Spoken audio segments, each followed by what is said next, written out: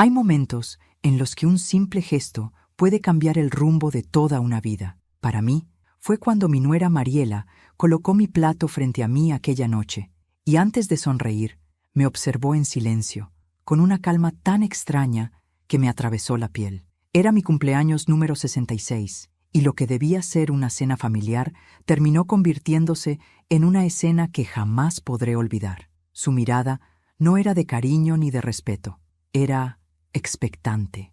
Y en ese instante, algo dentro de mí se estremeció. Nunca fui una mujer desconfiada, pero he vivido lo suficiente como para reconocer cuando el amor se disfraza de hipocresía. Así que, con disimulo, cambié mi plato por el de su madre, que estaba sentada a mi lado. Lo hice sin pensar, movida por una intuición que, con los años, se vuelve más fuerte que la razón.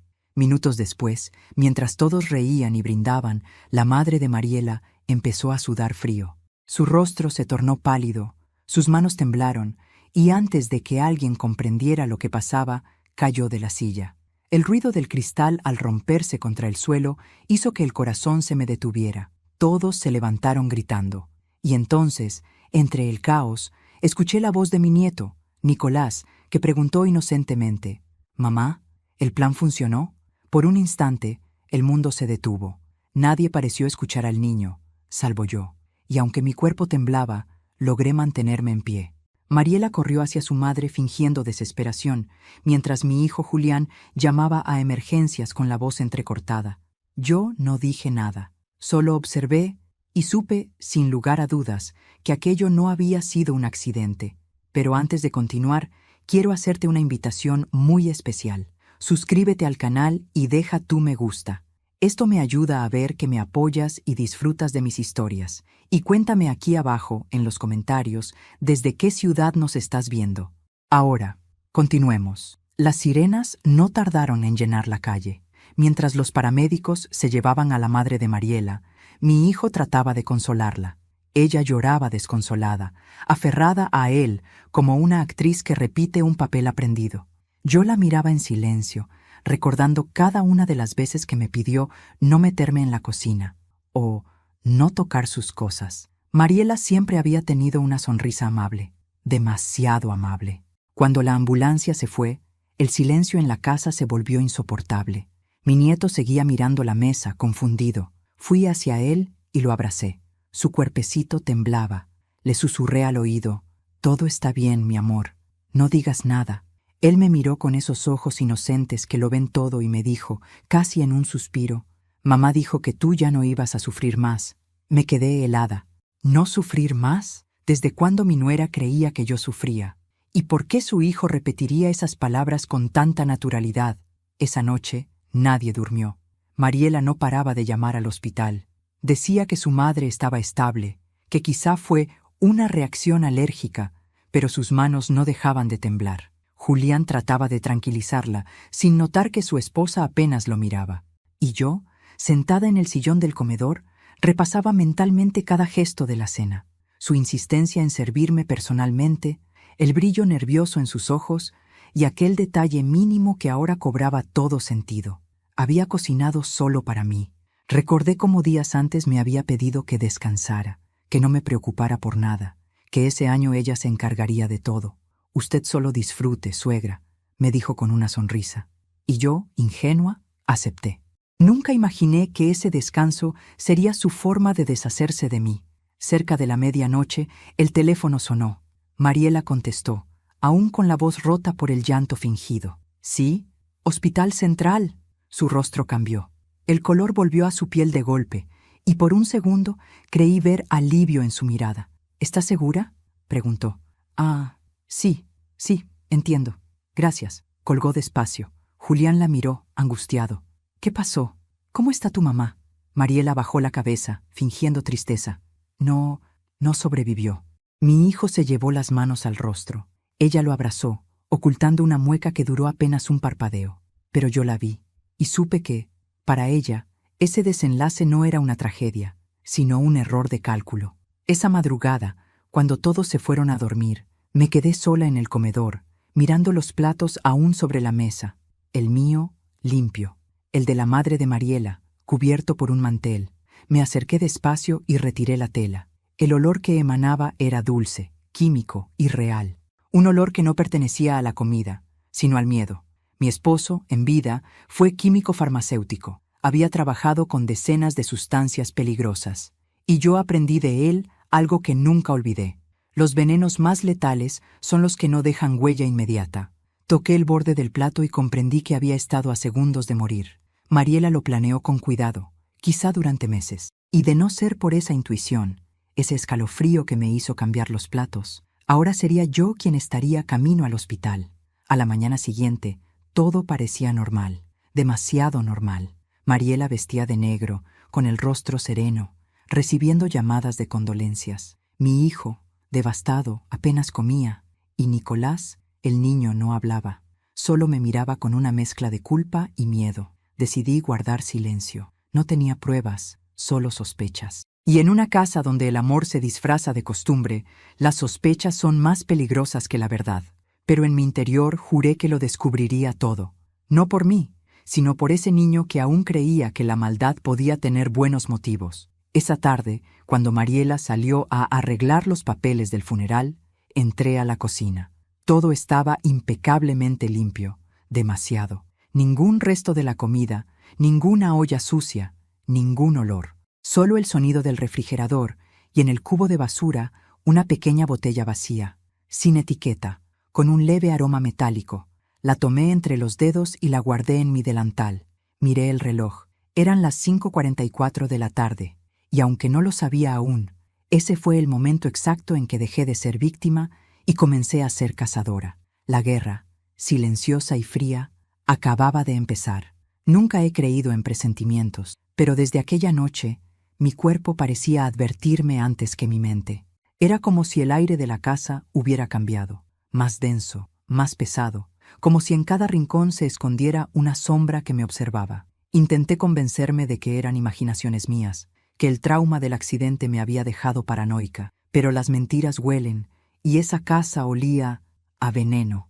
Las horas posteriores al funeral fueron un desfile de rostros hipócritas. Vecinas que nunca me hablaron vinieron con flores y frases huecas. Mariela, vestida de negro riguroso, se comportaba como una viuda ejemplar, cuando la única muerte que realmente la tocaba era la suya, la del disfraz de buena esposa. Yo la observaba en silencio. Cada palabra suya era una actuación, cada lágrima, un cálculo. Esa misma noche, mientras ella dormía, me levanté a revisar la cocina. Tenía que entender qué había pasado. Y allí, entre el orden impecable que tanto le gustaba, noté algo extraño. Un frasco de condimento, aparentemente orégano, estaba fuera de lugar. Cuando lo abrí, un olor amargo, químico, se mezcló con el aire. No era orégano, y supe, con absoluta certeza, que aquella mujer había intentado matarme. No lo grité, no lloré, no podía. Solo sentí una calma helada recorrerme el cuerpo, la misma calma que precede a una tormenta. Apreté el frasco contra el pecho y supe que algún día, en algún momento, se arrepentiría de no haberme matado cuando pudo. Durante los días siguientes, Mariela empezó a comportarse de forma diferente, más atenta, más dulce, casi servicial. Cada mañana preparaba mi desayuno con una sonrisa que pretendía ser sincera. «Descanse, suegrita», me decía. «Usted ya ha hecho bastante». Yo asentía, sabiendo que cada palabra suya escondía veneno. Literalmente. Julián, mi hijo, no notaba nada. Vivía encerrado en su oficina, trabajando horas extra, como si el dolor fuera algo que pudiera esquivar con ocupación. Nunca fue un hombre de sospechas. Desde niño creía que todos decían la verdad, y ahora su mayor debilidad era confiar ciegamente en la mujer equivocada. Una mañana, al bajar a desayunar, encontré algo curioso. La leche tenía un sabor metálico. Levanté la mirada. Mariela me observaba desde el fregadero con una media sonrisa. No dije nada. Solo tomé el vaso, lo dejé sobre la mesa y fingí un leve mareo. Ella corrió hacia mí, exagerando su preocupación. «¡Ay, suegra! ¿Está bien?» «Sí, hija». «Solo fue un mareo», respondí con calma. Y entonces vi su rostro endurecerse, apenas un segundo. Esperaba que yo cayera. Aquel día decidí revisar los cajones de la cocina mientras ella salía a hacer compras. No buscaba nada concreto, pero las cosas hablan cuando uno aprende a escucharlas, y los objetos de Mariela hablaban de una mujer doble, la perfecta ama de casa por fuera y la estratega silenciosa por dentro. Encontré un pequeño cuaderno con recetas escritas a mano. La mayoría eran postres, pero una de las páginas tenía algo distinto, una lista de ingredientes tachados y al final un nombre: cianamida cálcica. Reconocí el término por mi esposo. Era una sustancia tóxica, utilizada en pequeñas dosis como pesticida, incolora, indetectable. Cerré el cuaderno con las manos temblorosas. Si lo confrontaba, lo negaría. Si lo decía a mi hijo, me llamaría loca. Así que guardé el silencio como un arma y empecé a observar. Una tarde, Nicolás se sentó a mi lado en el jardín. Tenía una libreta de dibujos y un gesto serio, impropio para un niño de 10 años. «Abuela», me dijo en voz baja, «¿por qué mamá te mira así?» «¿Así cómo?» «Como cuando yo rompo algo y no quiero que papá lo sepa». Mi corazón se apretó. Le acaricié el cabello. «No te preocupes, mi amor. A veces los adultos se enojan sin razón». Él bajó la cabeza y siguió dibujando. Cuando terminó, me mostró su dibujo. La mesa del comedor, con 4 personas sentadas y una figura caída al suelo. Sobre la mesa, unos platos de colores distintos, y en un rincón, una palabra escrita con letras grandes: plan. No supe qué decir. Lo abracé con fuerza y le prometí que nada malo nos pasaría. Pero por dentro sentí un escalofrío tan profundo como si el propio destino me hubiera susurrado al oído. Esa noche, Mariela volvió tarde del hospital. Su madre seguía en coma. Yo fingí estar dormida en el sillón cuando entró. La escuché suspirar, dejar las llaves sobre la mesa y llamar a alguien por teléfono. «No», dijo con voz baja. «Aún no». «Sí, ya sé que falló, pero no es tan fácil». «No, él no sospecha nada». Silencio, un suspiro. «Está bien, haré otra cena. Nadie repetirá el error». Sentí la sangre helárseme. Otra cena, otro intento. La madre aún viva era solo un obstáculo que el destino se había encargado de apartar. Ahora el camino hacia mí estaba despejado. Me quedé quieta hasta que la escuché subir las escaleras. Cuando el silencio volvió, me levanté y me miré en el espejo del pasillo. Vi mis arrugas, mi rostro cansado, pero también vi algo nuevo, una mirada que ya no temblaba. La mirada de una mujer que sabía que el amor podía ser veneno y que el veneno podía volverse justicia. Durante los días siguientes, actué. Le agradecí por su amabilidad, le sonreí cuando me ofrecía comida, fingí una ternura que me resultaba insoportable. Cada palabra mía era una trampa, cada gesto una mentira calculada. Y mientras ella se confiaba, yo preparaba mi propio juego. Visité a mi antigua vecina, doña Berta, farmacéutica jubilada, y le pedí un favor: analizar un pequeño resto de líquido que había recogido del borde del plato aquella noche. Ella, sin hacer preguntas, aceptó. 3 días después me llamó. Su voz sonaba tensa. «Ángela, eso no era vino ni aceite», dijo. «Era una mezcla tóxica, muy peligrosa». «¿Qué tipo?», pregunté. «Uno que puede causar un paro respiratorio en minutos». Colgué sin despedirme. Me senté en silencio, mirando las manos que sostenían el teléfono. Esas mismas manos que mi nuera había besado fingiendo cariño. Me temblaron, pero no de miedo. Era furia contenida. Esa noche, cuando Mariela entró a mi habitación para desearme las buenas noches, la miré directamente a los ojos. Sonreía, siempre sonreía, pero por primera vez, su sonrisa no me engañó. Detrás de ella, vi el reflejo del miedo. Tal vez intuía que algo había cambiado. Tal vez presentía que el rol de víctima ya no me pertenecía. Porque en ese momento, bajo esa luz tenue, supe algo que me devolvió el aliento. Yo no iba a morir en manos de nadie, y si el destino quería jugar conmigo, esta vez sería yo quien barajaría las cartas. La próxima cena no sería la suya, sería la mía. Dicen que el silencio puede ser el arma más poderosa de una mujer. Yo nunca lo entendí, hasta entonces. En esa casa, cada palabra era una trampa y cada gesto podía delatarme. Así que aprendí a callar, a escuchar, a fingir, y mientras todos dormían, yo tejía en mi mente el plan que pondría fin a la farsa. Mariela, mi nuera, había vuelto a ser la misma de antes, amable, servicial, encantadora. El tipo de mujer que todos elogian por su elegancia y paciencia, pero sus ojos la traicionaban. En ellos ya no había indiferencia, sino cautela. Sabía que yo sospechaba, y yo sabía que ella lo sabía. Era una danza silenciosa entre dos mujeres que ya no se soportaban y que no podían dejar de observarse. Una mañana, mientras servía el desayuno, noté algo extraño en su manera de hablar. Demasiado dulce, demasiado ensayada. Anoche soñé con su esposo, suegrita, dijo revolviendo el café. Soñé que le decía que usted estaba cansada, que ya era hora de descansar. Qué curioso, respondí, sin levantar la vista. Yo también soñé con él. Pero en mi sueño me decía que tuviera cuidado con las serpientes que sonríen. Ella se congeló, solo por un segundo, pero bastó para saber que había entendido. Levantó la taza y bebió en silencio. Ninguna de las dos volvió a hablar de sueños. El ambiente en la casa se volvió espeso, casi irrespirable. Mi hijo Julián intentaba mantener la normalidad, ajeno a la guerra fría que se libraba bajo su propio techo. Yo lo observaba con ternura y dolor. No tenía culpa, pero era ciego. Y su ceguera lo convertía en cómplice. Nicolás, en cambio, veía demasiado. Era un niño, pero su mirada cargaba un peso que ningún pequeño debería soportar. Una tarde, mientras dibujaba en el suelo, me susurró: «Abuela, mamá habla sola en la cocina». «¿Qué dice, mi amor?» «No sé. Dice que algo saldrá bien esta vez y que tú no volverás a interponerte». Sentí un escalofrío. Me arrodillé frente a él. «Escúchame, Nico. Quiero que me prometas algo». «¿Qué cosa?» «Si escuchas a tu mamá decir cosas raras, no repitas nada, ni a tu papá, ni a ella. Solo a mí. ¿Sí?» Él asintió con miedo. Lo abracé fuerte. Era tan pequeño, y sin embargo, el destino lo había puesto en medio de una guerra que no entendía.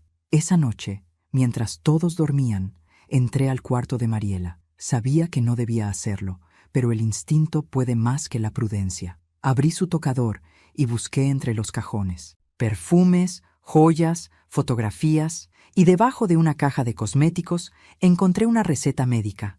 El nombre del medicamento me resultó familiar: diazepam. En dosis altas podía provocar desmayos o incluso la muerte si se mezclaba con alcohol.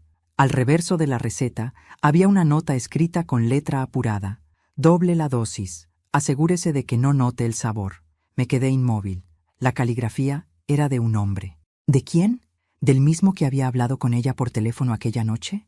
¿O del médico que le recetaba lo que ella pedía sin hacer preguntas? Fotografié la nota con mi celular. La guardé en silencio y salí del cuarto sin dejar rastro. Sabía que cada paso mío debía parecer inocente, cada movimiento calculado, porque si Mariela sospechaba que la estaba vigilando, yo sería la próxima en caer. Los días se volvieron una rutina de apariencias, desayunos donde las sonrisas eran armas, conversaciones triviales cargadas de veneno invisible, y en medio de todo, Julián, mi hijo, cada vez más ausente, más cansado, más ciego. Un día, mientras recogía la ropa del tendedero, vi algo moverse entre las flores del jardín. Era Mariela, hablando por teléfono, con voz baja. Me escondí tras el rosal. Sus palabras eran como cuchillos. «Sí, ya sé que falló, pero tengo el dinero casi listo». «No, él no sospecha. Está destrozado por lo de mamá». «Sí, la vieja sigue viva, pero no por mucho». El corazón me golpeaba el pecho. La escuché reír suavemente, con una frialdad que me heló la sangre. Entonces, un ruido me delató. Una maceta cayó a mis pies. Mariela se giró de golpe. Nuestros ojos se encontraron. Su expresión fue breve, pero la entendí. Sabía que la había escuchado. Esa noche me costó dormir. Cada crujido de la casa me hacía pensar que estaba en peligro, pero más que miedo, sentía rabia. Rabia de haber permitido que una extraña tomara el control de mi hogar, de mi familia, de mi paz. Y supe que no bastaba con sobrevivir. Tenía que hacerla caer. Comencé a dejar pequeñas trampas, cambios en los armarios, marcas en las botellas, pequeñas pruebas invisibles para medir su reacción. Si tocaba algo, sabría que había vuelto a intentar envenenarme. Y no me equivoqué. 2 días después, el frasco de miel en la alacena tenía una tapa diferente. Mariela nunca usaba miel, solo yo. La observé preparar el desayuno con disimulo, tarareando, con esa sonrisa que tanto me irritaba. Cuando colocó la miel sobre la mesa, la empujó suavemente hacia mí. «Para su té, suegra. Sé que le gusta». La miré a los ojos. «Qué detalle, hija». Abrí el frasco, olí el contenido y sonreí. «Pero hoy no tengo antojo». Ella forzó una risa. «Qué pena. Preparé justo para usted». «Entonces será para ti, querida». Le serví una cucharada. Ella palideció. «No, no, gracias. Estoy a dieta». Su respuesta fue todo lo que necesitaba oír. Guardé el frasco y fingí normalidad. Sabía que esa miel era su nueva trampa, pero también sabía que, al conservarla, tenía la prueba que necesitaba. Los días siguientes fueron una guerra muda. Mariela me evitaba. Su sonrisa se volvió tensa y cada vez que cruzábamos miradas, había en sus ojos un destello de miedo. Yo, en cambio, comencé a sentirme más fuerte. Ya no era la anciana frágil que necesitaba protección. Era una mujer que había visto la muerte de cerca y había decidido mirarla a los ojos. Empecé a anotar todo en un cuaderno. Fechas, conversaciones, gestos, olores, cambios. Cada página era una pieza del rompecabezas que, tarde o temprano, mostraría la verdad. Y mientras escribía, me prometí algo. No habría próxima cena sin testigos. Porque si Mariela quería jugar con veneno, yo le enseñaría que hay venenos que no se beben, sino que se planean. Hay verdades que uno no busca, pero que igual terminan encontrando la forma de tocar a la puerta. Y cuando lo hacen, ya no hay regreso. Eso fue lo que sentí aquella noche, cuando descubrí lo que se escondía detrás del teléfono de casa. El viejo aparato de línea fija, con su timbre metálico, había estado allí desde que mi esposo vivía. Lo manteníamos más por costumbre que por necesidad. Pero lo que yo ignoraba era que aquel teléfono tenía una función que nunca usamos: grabación automática de llamadas. Fue Nicolás quien me lo dijo sin querer. Estábamos jugando cartas una tarde cuando mencionó, con esa inocencia que a veces rompe el alma: «Abuela, mamá dice que va a borrar las voces del teléfono antes de que tú las escuches». Solté las cartas. «¿Qué dijiste, mi amor?» «Eso. Dijo que el teléfono guarda todo lo que hablamos y que tú no deberías oír cosas tristes». Su madre, borrando grabaciones. Sentí un nudo en el estómago. Esa mujer no solo mentía, controlaba cada rincón de mi casa. Cuando todos se durmieron, bajé al salón. La luz del pasillo se filtraba como una línea delgada sobre el suelo. Me acerqué al teléfono y en el costado encontré un botón pequeño que nunca había notado. Decía «Playback». Presioné con cuidado. Al principio solo escuché estática. Luego, una voz conocida, la mía, dejando un mensaje a mi hijo una semana antes del cumpleaños. «Julián, dile a Mariela que no se preocupe, puedo cocinar yo». Mi voz sonaba cálida, ingenua, todavía confiada. Avancé. Otra grabación. Mariela hablando con alguien. El corazón me golpeaba el pecho. «Sí, ya lo tengo todo listo». «¿Estás segura de la dosis?», respondió una voz masculina. «Lo bastante. Ella no notará nada». «¿Y si Julián sospecha?». «No lo hará. Él cree que su madre es eterna». Me cubrí la boca con la mano. La respiración se me cortó. No podía creer lo que oía, pero seguí escuchando. La voz del hombre insistía: «No me gusta esto, Mariela. No era parte del trato. Entonces olvida el dinero. Yo terminaré el trabajo». El teléfono temblaba entre mis manos. Había dicho el dinero. ¿De qué trato hablaban? ¿Era un amante, un cómplice, un socio? No lo sabía. Solo entendía que el intento de envenenarme no había sido un impulso, sino algo cuidadosamente planeado. Esa madrugada no dormí. Rebobiné las grabaciones una y otra vez, escuchando los mismos fragmentos hasta memorizarlos. La voz de Mariela sonaba distinta en cada llamada, fría, calculadora, como si las palabras no fueran emociones, sino instrucciones. A las 3 de la mañana escuché la última grabación, la voz de mi hijo, mi propio Julián. «Mariela, no exageres, es mi madre. Tu madre no confía en mí. Es normal, solo dale tiempo. Tiempo es lo que no tenemos, Julián. No puedo vivir con esa sombra sobre mí. Esa sombra, como la llamas, es quien nos ayudó cuando nadie más lo hizo». Silencio. Y luego, la frase que me rompió el alma: «Si de verdad me amas, dejarás que las cosas sigan su curso». Apagué el aparato. Me quedé sentada, temblando. Mi hijo sabía, tal vez no todo, pero sabía lo suficiente para entender que su esposa me odiaba, y aún así no hizo nada. A la mañana siguiente, lo observé durante el desayuno. Parecía agotado, distraído. Tenía las ojeras profundas y los ojos rojos. Mariela, en cambio, irradiaba tranquilidad. «¿Durmió bien, suegra?», preguntó, sirviendo café. «Perfectamente», respondí. Los sueños me trajeron respuestas. Ella alzó una ceja. ¿Respuestas? Sí.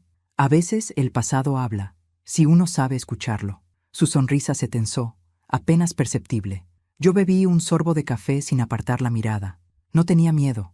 Ella sí. Y eso me dio fuerza. Aquel día visité a mi vecina Berta otra vez. Le pedí que escuchara las grabaciones y que me ayudara a identificar el nombre del químico que había mencionado en la conversación. Tomó nota, analizó, pensó unos segundos. No puede ser, dijo. ¿Qué cosa? Lo que usó no es un veneno común.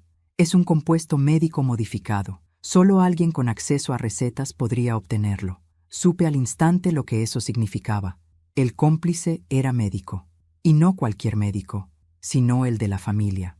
El doctor Salcedo, amigo de mi hijo desde la universidad, era quien firmaba las recetas de Mariela por ansiedad. Un hombre al que yo siempre saludaba con respeto, sin imaginar que su tinta en un papel podía matar. Esa tarde decidí enfrentarlo. Fui a su consultorio sin avisar. La recepcionista me dejó pasar. Cuando me vio, su rostro palideció. Señora Ángela, qué sorpresa. No vine a sorprenderlo, doctor. Vine a preguntarle algo. Le conté que había encontrado una receta con su firma. No lo acusé, solo lo observé. Su respiración cambió. No sé de qué me habla. Oh, yo creo que sí, respondí con calma. La receta de cianamida cálcica, con otro nombre. El color le desapareció del rostro. Intentó sonreír. Debe haber un error. El único error fue pensar que no lo descubriría. Salí sin decir más. No necesitaba confesiones. Su reacción lo había delatado. Sabía que Mariela lo tenía enredado, ya fuera por dinero o por algo más oscuro. Esa noche, mientras me preparaba para dormir, escuché un ruido en el pasillo. Eran pasos, lentos, calculados. Tomé mi bata y abrí la puerta. Nadie. Solo el teléfono, otra vez, con su luz parpadeando. Una nueva grabación. La reproduje. Silencio. Luego, una respiración.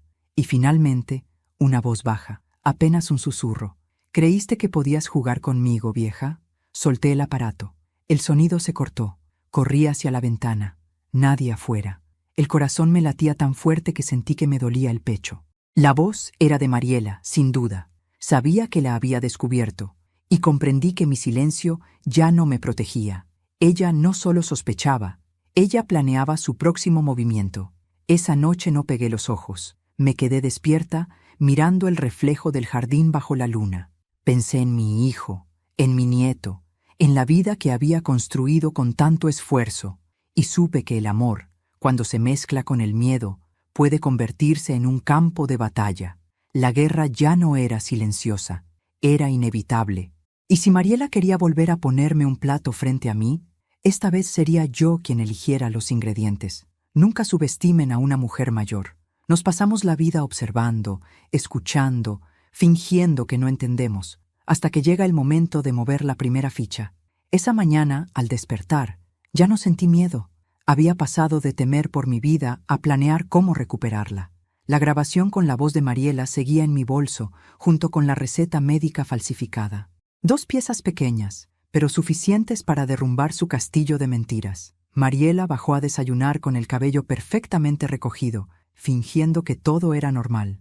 ¿Durmió bien, suegra?, preguntó con esa sonrisa que ya me provocaba náuseas. Mejor que nunca, hija, respondí. Soñé que la justicia existe. Ella frunció el ceño, sin entender. Pero no dije más, solo me serví café. Lo preparé yo misma. Ya no volvería a dejar que sus manos tocaran mi comida. Esa tarde comencé mi plan. No iba a denunciarla todavía. La policía necesita pruebas, y las pruebas solas no bastan si el culpable sabe fingir. Yo necesitaba verla caer con sus propias manos. Fui a visitar a mi nieto a la escuela. Lo esperé a la salida. Lo abracé fuerte y le pedí que viniera conmigo a caminar un poco. ¿Todo está bien, abuela?, preguntó. Sí, mi amor, pero quiero que me ayudes con algo muy importante. ¿Con qué? Quiero que guardes un secreto, solo entre tú y yo. Le di una pequeña grabadora digital. Le expliqué cómo encenderla y apagarla. Cuando escuches a tu mamá hablar por teléfono o decir cosas raras, solo la enciendes. ¿Entiendes? Él me miró con esos ojos grandes, asustados. ¿Mamá está en problemas? No, hijo, pero a veces las personas buenas se olvidan de quiénes son, y necesitamos ayudarlas a recordar. Me abrazó, y por primera vez sentí que no estaba sola. Pasaron los días. Mariela parecía más inquieta que nunca. Recibía llamadas secretas, salía sin avisar, y cada vez que regresaba tenía el rostro más tenso. Yo fingía calma, pero por dentro contaba los minutos. Una tarde, mientras limpiaba la sala, encontré algo bajo el sofá, un sobre. Tenía el nombre de Mariela Torres de Domínguez y, dentro, una copia de un seguro de vida, a mi nombre. Y la beneficiaria, claro, era ella. El corazón me dio un vuelco. Todo encajaba: el dinero, la urgencia, los intentos. Mi muerte sería su herencia. Guardé el sobre. No iba a enfrentarlo aún.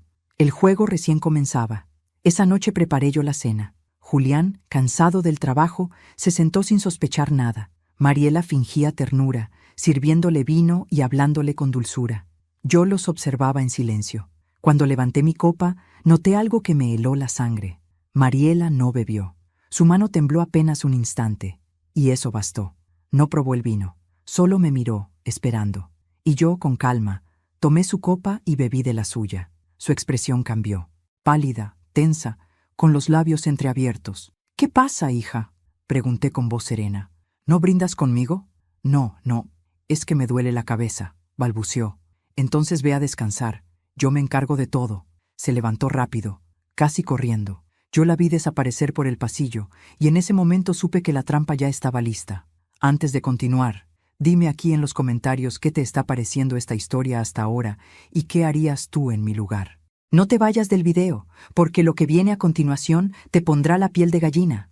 Ahora, continuemos. Esa misma noche, Nicolás entró en mi habitación con la grabadora escondida entre las manos. «Abuela», susurró, «la dejé prendida como dijiste». La tomé y lo abracé con fuerza. «Gracias, mi amor. Ahora vete a dormir, ¿sí?» Esperé hasta que todos durmieron y encendí la grabadora. La voz de Mariela llenó la habitación. «Sí, le puse más de lo que dijiste. Esta vez no fallará». «¿Y el niño?», preguntó un hombre. «No sabe nada, solo repite lo que le digo». «¿Y el viejo?». «Él firmará el seguro mañana. Todo saldrá perfecto». Mi corazón se heló. La prueba estaba ahí. El plan seguía activo. Y mi hijo seguía dormido al lado de una asesina. Decidí actuar antes de que lo hiciera ella. Al día siguiente, preparé todo como si nada pasara: el almuerzo, la casa limpia, las flores frescas en el jarrón. Pero en secreto llamé al abogado de familia, el mismo que había atendido a mi esposo en vida. Le pedí que viniera esa tarde con un nuevo documento: la revocación de cualquier seguro o herencia a nombre de Mariela. Cuando él llegó, Mariela estaba presente. «¿Qué pasa, suegra?», preguntó con fingida dulzura. «Nada, hija. Solo quiero dejar las cosas en orden por si algo me pasa». Ella se tensó. «¿Y eso por qué lo dice? Una mujer de mi edad debe ser precavida, ¿no crees?». La vi apretar los dientes mientras el abogado me explicaba cada línea. Firmé despacio, disfrutando de cada trazo de la pluma. Ella lo entendió. Todo lo que planeaba ya no tenía valor. Esa noche, escuché pasos en el pasillo otra vez. No era Nicolás, no era mi hijo, era ella. La puerta se abrió suavemente. Vi su silueta en la penumbra. Tenía algo en la mano, un vaso. Me hice la dormida. Sentí el líquido verterse en mi mesa de noche. El aroma, inconfundible, dulce y químico. Mariela salió sin hacer ruido. Esperé 2 minutos. Me levanté con calma y vertí el contenido del vaso en su copa de vino guardada desde la cena. La dejé allí y sonreí. No por maldad, sino por justicia. El veneno que ella había preparado para mí ahora tenía su nombre escrito. No dormí.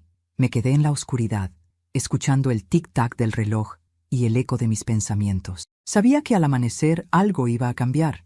No sabía cómo, pero sentía que el ciclo estaba por cerrarse. Y cuando el primer rayo de sol entró por la ventana, escuché un grito. «¡Mariela!». Era la voz de mi hijo. «Mariela, despierta». Corrí hacia su habitación. Ella yacía en el suelo, el rostro pálido, la respiración entrecortada. Sobre la mesa, el vaso que yo había dejado. La justicia, silenciosa, había hecho su trabajo. Pero en ese instante, mientras mi hijo lloraba a su lado, no sentí alivio. Solo un profundo cansancio. La guerra había terminado, sí, pero el precio fue demasiado alto. Y aún no sabía que lo peor estaba por llegar. Dicen que cuando una persona muere, el silencio que deja no es vacío, es eco, un eco que retumba en cada rincón, en cada recuerdo, en cada palabra que nunca se dijo. Esa casa, antes llena de voces, amaneció muda. Solo se escuchaban los sollozos de mi hijo y los pasos apresurados de los paramédicos que entraban y salían como sombras. Yo estaba de pie, apoyada en la pared del pasillo, viendo cómo se llevaban a Mariela. Su cuerpo inmóvil, cubierto con una sábana blanca, parecía más liviano que la culpa que empezaba a hundirme el pecho. No lloré, no grité, solo respiré.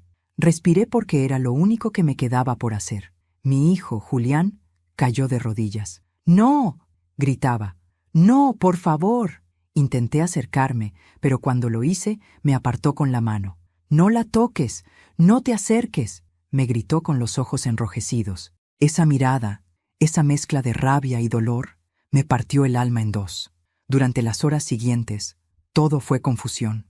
La policía llegó, hizo preguntas, revisó la habitación, tomó muestras. Yo respondí con calma a cada palabra, sabiendo que cualquier gesto podía ser interpretado de 1000 formas. La versión oficial fue intoxicación accidental. El informe preliminar decía que la causa fue una sustancia química mezclada con alcohol. Nadie sospechó de mí. No todavía. Pero mi hijo no me miraba igual. Su silencio era un muro. Esa noche, la casa se llenó de murmullos. Vecinos, familiares, curiosos. Todos murmuraban frases como «qué tragedia» o «tan joven, tan buena mujer». Si supieran, si solo supieran la verdad. Pero la verdad, a veces, es un lujo que solo se puede pagar con el alma. A los pocos días, el funeral se celebró en la misma iglesia donde años atrás había enterrado a mi esposo. El mismo olor a flores, las mismas oraciones mecánicas, los mismos rostros que fingían compasión. Pero lo que más me dolió fue ver a Nicolás, mi nieto, con su traje negro y sus ojos vacíos. El niño que había sido mi confidente ahora apenas podía mirarme. Me acerqué a él y le tomé la mano. Mi amor. Pero él la retiró con suavidad. Mamá dijo que si tú ganabas, todos íbamos a perder. Su voz fue un susurro, pero me atravesó como una daga. Quise abrazarlo, explicarle que yo no quería ganar, que solo quería sobrevivir. Pero ¿cómo se explica algo así a un niño? Pasaron las semanas. Julián evitaba hablar conmigo. Salía temprano, regresaba tarde. Yo me quedaba sola, con los ecos de lo ocurrido. Dormía poco. Cada vez que cerraba los ojos, veía la cara de Mariela antes de caer. Esa expresión de sorpresa, de miedo, la ironía de morir por su propio veneno. Y cada noche me hacía la misma pregunta. ¿Hice lo correcto? La justicia no siempre llega de manos limpias. A veces, la verdad pesa más que el crimen. Y yo lo sentía en la piel, como una sombra que no me dejaba en paz. Una tarde, mientras ordenaba los cajones de Mariela, porque mi hijo no quería tocar sus cosas, encontré algo inesperado. Una carta, fechada una semana antes de mi cumpleaños, dirigida a alguien llamado Luis. La abrí con las manos temblorosas. No puedo más con esta mentira. Él sospecha, dice que la vieja lo manipula, que no es justo que la casa siga a su nombre. Pero no me atrevo a hacer nada sin ti. Si algo sale mal, prométeme que cuidarás de Nicolás. Te amo, M. Luis. Ese debía ser el hombre con el que hablaba en las grabaciones, el cómplice. Y si la carta era real, él no solo sabía del plan, también conocía cada paso. De pronto, todo tuvo sentido. Las llamadas, los silencios, los mensajes. Mariela no actuaba sola, y aunque había muerto, su sombra seguía viva. A la semana siguiente, recibí una carta sin remitente. Dentro, una sola hoja, escrita con letra masculina. Usted cree que ganó, pero no sabe lo que comenzó. Ella no fue la única que tenía un plan. El papel me tembló entre las manos. Sentí que el corazón se me detenía. Miré alrededor, paranoica, como si las paredes escucharan. Luis. Tenía que ser él, el cómplice, el verdadero enemigo oculto.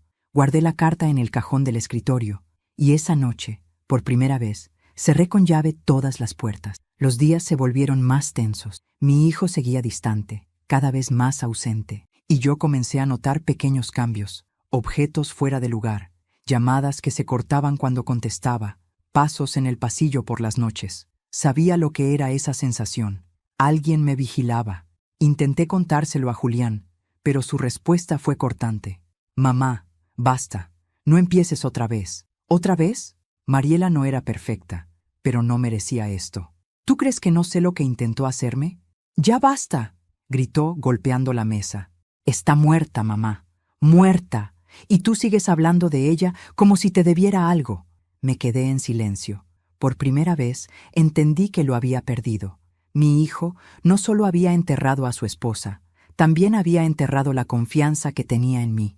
Esa noche, Nicolás vino a mi habitación con una linterna. Sus ojos estaban llenos de lágrimas. «Abuela, tengo miedo». «¿Por qué, mi amor?» «Hay un hombre afuera. Lo vi desde mi ventana». Me levanté enseguida. Nos asomamos juntos. «¿Y sí?» Entre los árboles del jardín, una silueta se movía lentamente, como un reflejo. El miedo volvió a mí como una vieja conocida. Le pedí a Nicolás que no se moviera y bajé con el corazón latiendo con fuerza. Abrí la puerta de golpe. Nada, solo el viento. Pero sobre el suelo, junto a la verja, había una pequeña caja negra. La recogí. Dentro, una grabadora. La encendí. «Esto no ha terminado, señora Domínguez. Usted quitó a una pieza, pero yo moveré las demás». Mi respiración se cortó. El eco de la voz masculina llenó la noche, y supe que Luis no estaba lejos, que lo que comenzó con una cena apenas estaba empezando. Esa madrugada me senté en el borde de la cama, sosteniendo la grabadora entre las manos. El precio de la verdad, pensé, no siempre es la paz. A veces es solo el comienzo de una nueva guerra, y si esa guerra era contra mí, entonces el enemigo todavía no conocía lo que una abuela herida es capaz de hacer. El miedo tiene un olor. No es solo sudor o angustia, es un aroma metálico, casi dulce, que se impregna en la piel cuando sabes que algo o alguien te está observando. Desde aquella noche, ese olor llenaba mi casa. No lo veía, pero lo sentía. Luis estaba allí, en algún lugar, observando, esperando. Había pasado una semana desde que encontré la grabadora frente a la puerta, y los días transcurrían entre una calma falsa y un presentimiento que no me dejaba respirar. A veces escuchaba ruidos en el jardín. Otras, creía ver una sombra reflejada en los cristales. Mi hijo insistía en que eran paranoias, pero Nicolás también lo sentía. «Abuela, el hombre del jardín volvió», me susurró una tarde. «¿Lo viste?» «Sí, pero esta vez me miró». Lo abracé con fuerza. Su pequeño cuerpo temblaba, y fue entonces cuando lo decidí. No volvería a esperar. Si Luis quería jugar conmigo, yo misma lo encontraría. Comencé por el principio, la carta que había encontrado entre las cosas de Mariela. Luis, decía, solo un nombre, sin apellidos, pero había algo más. El sobre tenía el membrete de una antigua empresa de laboratorios, Biofarm, investigaciones médicas. Recordé ese nombre. Mi esposo, Ernesto, había trabajado allí décadas atrás, antes de jubilarse. Y, si la memoria no me fallaba, uno de sus compañeros más cercanos también se llamaba Luis. Mi mente hizo clic. Luis Mendoza. Sí, ese era el nombre. Un hombre que solía venir a casa en los años 80. Recuerdo su risa forzada, su mirada insistente. Ernesto siempre decía que era ambicioso pero brillante. Después de un escándalo en la empresa por la pérdida de ciertos productos químicos, lo despidieron. Nunca volvimos a saber de él. Hasta ahora, fui a los archivos municipales y pedí acceso a documentos antiguos de Biofarm. No tenía mucho, solo mi nombre de viuda y mi paciencia. Después de un par de horas, la archivista encontró algo. Un informe sobre la desaparición de una muestra experimental firmada por dos nombres, Ernesto Domínguez y Luis Mendoza. Ambos fueron investigados, pero el caso se cerró por falta de pruebas. El rumor decía que el compuesto había sido vendido en el mercado negro, un veneno modificado para uso controlado. La sangre me heló. Era el mismo tipo de sustancia que Mariela había usado. ¿Era posible que Luis hubiera guardado ese secreto todos estos años? ¿Y que ahora, al morir mi esposo, hubiera regresado para cobrar una vieja deuda? Esa noche no pude dormir. Me quedé sentada frente a la ventana, mirando el jardín iluminado por la luna. El viento movía las hojas como si alguien caminara entre ellas, y entonces lo vi. Por primera vez, claramente, un hombre, de pie junto a la verja, alto, delgado, con el cabello canoso y un abrigo oscuro. No se movía, solo me observaba. Sentí un impulso irrefrenable.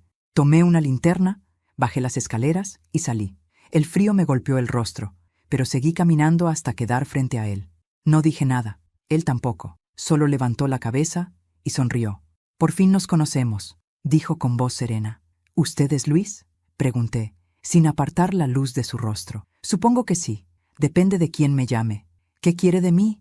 «Lo que me deben». Su respuesta fue como un puñal. «¿Quién le debe? ¿Mi esposo?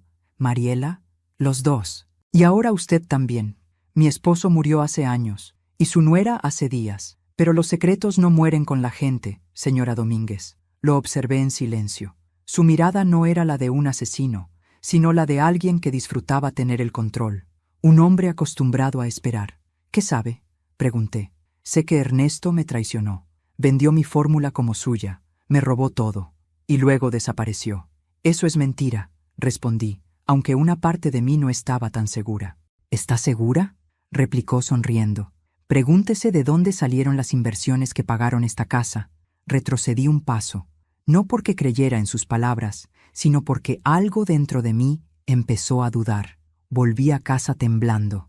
Esa noche no pude cerrar los ojos. Me senté frente al viejo escritorio de Ernesto, el mismo que no había tocado desde su muerte.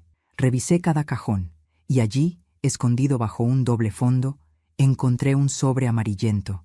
Dentro, un contrato, firmado por Ernesto y Luis Mendoza. La fecha, 1985. En el margen, a mano, una nota escrita por mi esposo. «No tuve opción. Si supiera lo que hizo, no me perdonaría». Sentí un vacío en el estómago. ¿Mi marido había hecho algo terrible? ¿Acaso Mariela lo supo y Luis la manipuló usando esa verdad? De pronto, comprendí que yo era solo una pieza más en un juego que venía desde mucho antes de mí. Pasaron 2 días en los que no salí de casa. Apagué el teléfono. No quería ver a nadie. Solo observaba desde la ventana, esperando que Luis volviera. Y volvió. Una tarde, cuando Nicolás dormía, llamó a la puerta. «¿Qué quiere?», le pregunté. «Hablar», dijo, tranquilo. «No vine a hacerle daño». «¿Por qué ahora? ¿Por qué a mí?». «Porque usted tiene lo que me pertenece». Le mostré el sobre que había encontrado. «¿Esto?». Él lo miró con una mezcla de nostalgia y furia. «Sí, eso es lo último que queda de mi vida. Mi esposo ya pagó por sus errores. No lo suficiente». Intentó avanzar. Yo retrocedí. Tenía miedo, pero también rabia. ¿Y Mariela? ¿Qué papel jugaba ella? Ella fue útil. Necesitaba dinero. Y yo necesitaba a alguien dentro de la familia. ¿La usó? Digamos que nos usamos mutuamente. Pero ella se adelantó. Se creyó más lista. Su voz se volvió fría. «No pensé que usted sobreviviría. Eso lo arruinó todo». «¿Y ahora?», pregunté. «¿Piensa matarme?». Sonrió. «No, usted lo hará por mí». Dejó algo sobre la mesa, una pequeña botella, idéntica a la que Mariela había usado, y se fue. Esa noche no pude respirar. La botella seguía allí, sobre la mesa, como una invitación al infierno. No la toqué, solo la miré, mientras las palabras de Luis resonaban en mi cabeza. «Usted lo hará por mí». No entendía su significado, hasta que recordé el seguro, los papeles, el dinero. Luis no quería matarme, quería que yo firmara, que transfiriera todo lo que quedaba del legado de Ernesto. Su venganza no era la sangre, era el poder, pero él cometió un error. Subestimó a la mujer que una vez logró sobrevivir a su nuera, porque mientras él creía tener el control, yo ya había grabado cada palabra de nuestra conversación, la botella, su amenaza, su confesión, todo. Y cuando se marchó, llamé a la policía, no como víctima, sino como testigo. Mientras esperaba a que llegaran, me quedé mirando por la ventana. Luis se alejaba lentamente por el jardín, la misma figura oscura, la misma sombra del pasado, y sentí algo que no esperaba sentir, lástima, por él, por mi esposo, por mí. A veces, el veneno no está en un frasco, está en los secretos que decidimos guardar durante toda una vida. Cuando uno vive lo suficiente, aprende que el fin nunca llega de golpe, llega despacio, con pasos suaves, disfrazado de calma. Así llegó esa mañana. El amanecer era gris, la lluvia caía fina sobre los rosales del jardín, y el aire olía a tierra y resignación. Luis había desaparecido la noche anterior, pero dejó más que una amenaza. Dejó la certeza de que todo lo que creí durante años, mi matrimonio, mi familia, mi seguridad, No era más que una fachada construida sobre secretos. El reloj marcaba las 7 cuando golpearon la puerta. 2 policías, con rostros neutros y gestos de rutina. Uno de ellos se presentó. «Buenos días, señora Domínguez. Nos informaron que tiene pruebas relacionadas con el caso Mendoza». Asentí en silencio. Los conduje al salón y les mostré la grabadora, la carta de Mariela, las recetas médicas, las grabaciones del teléfono. Todo. Mientras revisaban las pruebas, sus miradas se tornaban cada vez más serias. Uno de ellos me dijo: «¿Esto es suficiente para reabrir el caso de la muerte de su nuera?» «¿Y de Luis Mendoza?», pregunté. «Si lo encontramos, también». No respondí. Sabía que no lo encontrarían. Los hombres como él no dejan rastros, solo cicatrices. Pasaron las horas. Me tomaron declaración, grabaron mis palabras, firmé documentos. Cuando terminaron, me dejaron sola. El silencio de la casa me resultó ensordecedor. Fui hasta la ventana. El jardín estaba vacío, pero juraría haber visto una silueta, solo por un segundo. Quizá era el viento, o quizá era la costumbre de esperar el peligro.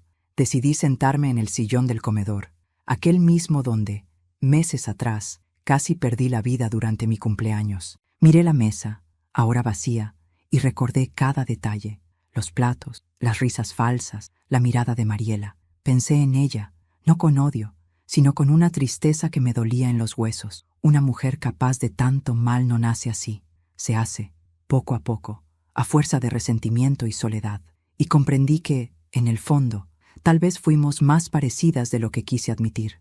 Mi hijo Julián regresó al anochecer. No me miró al entrar. Tenía la cara demacrada, los ojos hinchados. Se sentó frente a mí, en silencio. Durante minutos no dijo una palabra. El tic-tac del reloj se volvió insoportable. «¿Vinieron los policías?», preguntó al fin. «Sí». «¿Les dijiste todo?». «Todo». Se pasó las manos por el rostro. «No sé si puedo perdonarte». «Ni yo a mí misma», respondí con voz baja. Se levantó y caminó hacia la ventana. La lluvia caía con más fuerza. «Nunca imaginé que todo terminaría así». «Nadie lo imagina», le dije. «Las tragedias siempre parecen imposibles hasta que nos tocan la puerta». Entonces se giró, con los ojos rojos. «¿Sabes lo peor, mamá?». «¿Qué?». «Mariela me dijo una vez que te tenía envidia». «¿Envidia? ¿De qué?». «De tu poder sobre mí. Decía que te amaba y te odiaba al mismo tiempo, que tú siempre sabías cómo quedarte con todo». Me quedé helada. Era cierto. Durante años, sin quererlo, fui una presencia demasiado fuerte en su vida. Mi hijo la amaba, pero parte de él siempre fue mío. Y Mariela nunca soportó eso. Él suspiró, agotado. «No sé si creer todo lo que pasó. Créeme o no, hijo, pero estoy viva, gracias a eso». Me miró en silencio. Luego asintió y se marchó, sin abrazos, sin despedidas. Y por primera vez comprendí que sobrevivir no siempre significa ganar. A veces significa quedarse sola con el eco de lo que perdiste. Pasaron los días. La policía confirmó que Luis Mendoza había sido visto por última vez en una estación de autobuses, rumbo al norte. Desde entonces, nadie volvió a saber de él. El caso quedó en investigación. Yo, oficialmente, no tenía cargos, pero tampoco tenía paz. Nicolás, mi nieto, seguía viniendo a verme cada tarde. Con él, todo era diferente. Su inocencia era lo único que aún me mantenía de pie. Una tarde, mientras hacíamos galletas juntos, me miró con sus grandes ojos y dijo: «Abuela, ya no hay sombras en el jardín». «¿De verdad?», le pregunté. «Sí, creo que ya se fueron». Sonreí. «Entonces, hijo, podemos encender las luces otra vez». Y lo hicimos. Por primera vez en meses, la casa volvió a brillar. No con la luz del pasado, sino con una nueva, más suave, más humana. Esa noche me senté frente al escritorio de Ernesto. Aún guardaba sus fotografías, sus libros, su aroma. Tomé una hoja en blanco y empecé a escribir. Una carta para mi hijo, otra para mi nieto, y una última, sin destinatario. A veces el amor duele tanto que se convierte en veneno. No porque queramos hacer daño, sino porque no sabemos otra forma de defendernos. Si estás leyendo esto, significa que el ciclo ha terminado. No busques justicia donde ya no queda verdad. Yo hice lo que creí necesario, y aunque el precio fue alto, no cambiaría ni un solo paso, porque hoy puedo mirar mi reflejo sin bajar la mirada. Doblé la carta y la guardé junto al sobre de Ernesto, el de 1985. Esa noche dormí por primera vez sin miedo, pero la paz, como el silencio, nunca dura demasiado. A la mañana siguiente, el teléfono sonó, el mismo teléfono viejo, el que lo había grabado todo. Miré el reloj, las 6 en punto. Por un segundo, pensé en no contestar, pero algo en mi interior me obligó a hacerlo. «¿Hola?», dije con voz temblorosa. Silencio. Luego, una respiración y una voz, suave, masculina.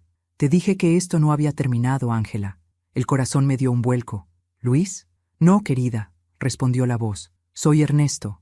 Sentí que el teléfono se me resbalaba de las manos. No podía ser. Mi esposo había muerto hacía años, pero la voz era la suya. Exacta, idéntica. «¿Qué clase de broma es esta?», logré decir. La voz rió suavemente. «No es broma. Solo quería despedirme. Ya puedes descansar. Luis no volverá. Todo ha terminado». La línea se cortó. El sonido seco del silencio llenó mis oídos. Me quedé allí, sin poder moverme. El corazón me latía tan fuerte que apenas podía respirar. Corrí al teléfono. Presioné playback. La grabación automática se encendió.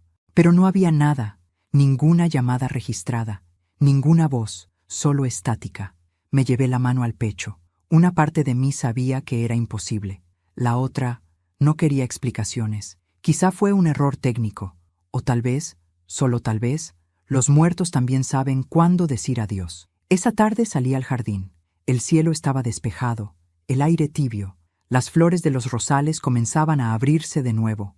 Me senté en el banco de piedra y cerré los ojos. Por primera vez en mucho tiempo no sentí miedo, ni rabia, ni culpa, solo una profunda sensación de alivio.